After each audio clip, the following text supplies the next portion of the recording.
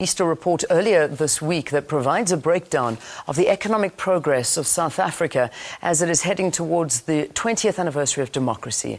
The report is titled 2 Decades of Freedom, a 20-year review of South Africa.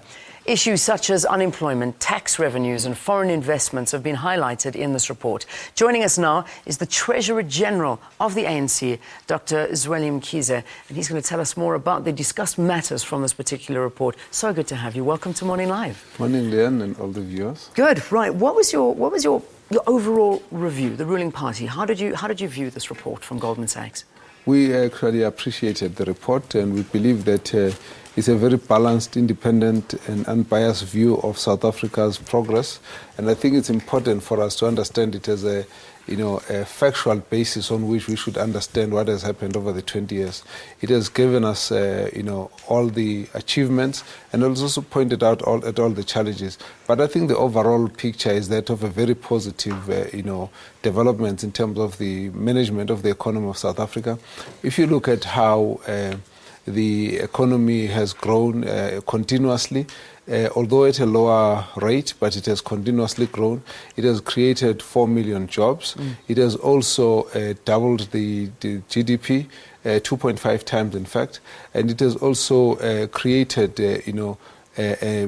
for most South Africans, their basic level of income has increased and therefore created more people into the middle class. I think the figure is around 10 million, which basically shows that the general life of South Africans has been improving.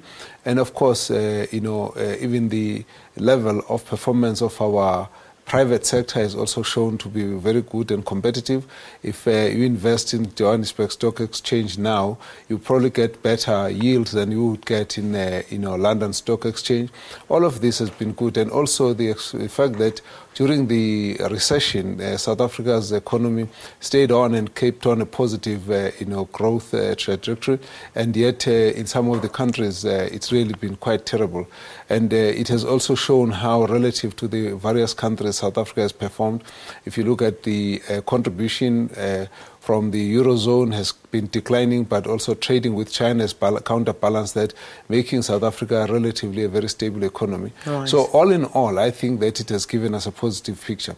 It's also shown a number of challenges. One of those is the level of unemployment, and that level means that you've got every year increasing numbers of unemployed people, even though there are increased numbers of jobs. But the good side of it is the fact that the government has actually created a safe net for the poor, making it that people who earn less than 20 rands or $2 per day are covered through government various grants, making it from 2.4 million in 94 to about 16 million. That's a very, very important buffer to actually help the communities through. All right. And if you look at that as well, it also means that South Africans generally, as a country, have actually been a very stable democracy, and that accounts for most of the progress that has been made in the country. Let's look at other issues. Let's look at,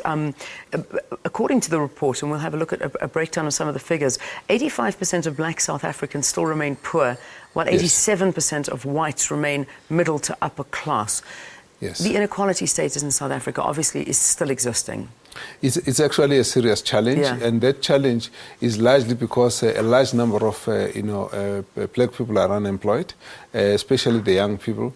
And this is an issue which means, look, generally speaking, the white community, in terms of their status, has actually remained almost the same as what it was during the days of apartheid, and the process of redistributing wealth is actually taking a while, making South Africa a very widely unequal society. That's an issue that needs to be dealt with, and I think the major focus of how to deal with that issue is to increase job creation for most of the South Africans, and therefore that's one of the issues that need to be looked at. Okay. But obviously we need to look at how the gap between the lowest earning and the highest earning must be actually mediated. Bring it down. Yes. Also, one issue before I end the interview, because we've run out of time. Okay. The impact of industrial strikes. This has shown to be very serious. We see it on a daily basis.